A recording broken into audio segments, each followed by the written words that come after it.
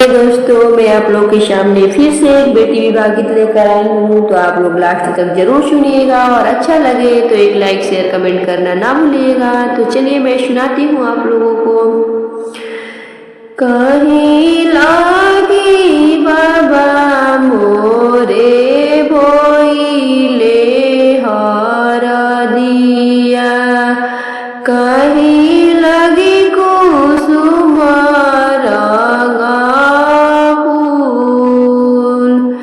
कहीं लगी कुसुम रंगा फूल, कहीं लगी आमा हो धिया जनमवलु, पियावेलु धोवन दूध, पियावेलु धोवन दूध, सगुन लागी बाबा मोरे बोइले हरदिया, चुनर लगी कुसुम रंगा फूल, चुनर लगी कुसुम रंगा फूल, धर्म लागी अम्मा मोरी धिया जनमावेली, पियावेली धोवन दूध, पियावेली धोवन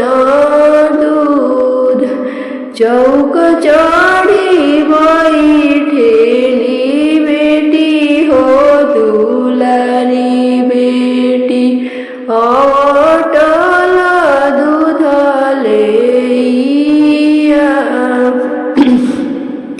अटल दूध लैया माँ भैली खाड़, अटल दूध लैया माँ भैली खाड़, अटल दूध पीले तू मोरी बिटिया, तब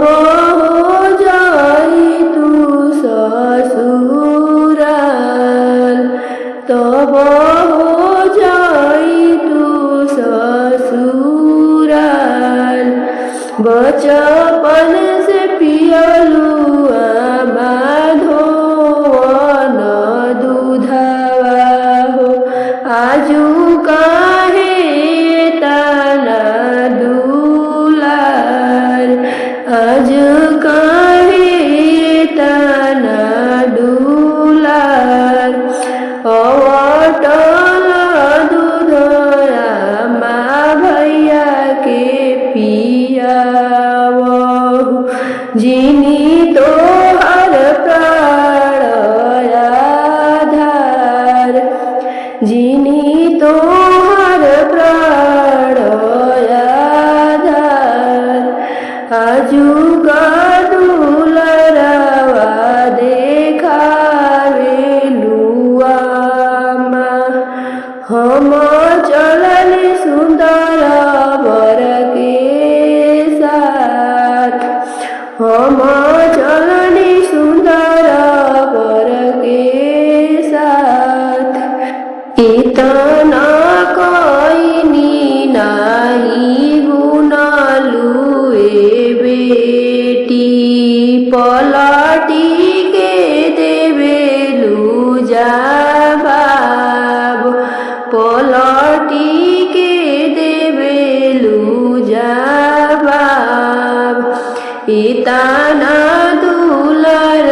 आमा बचपन से कैले रही तू, नहीं देती तनिको जवाब, नहीं दिहती तनिको जवाब।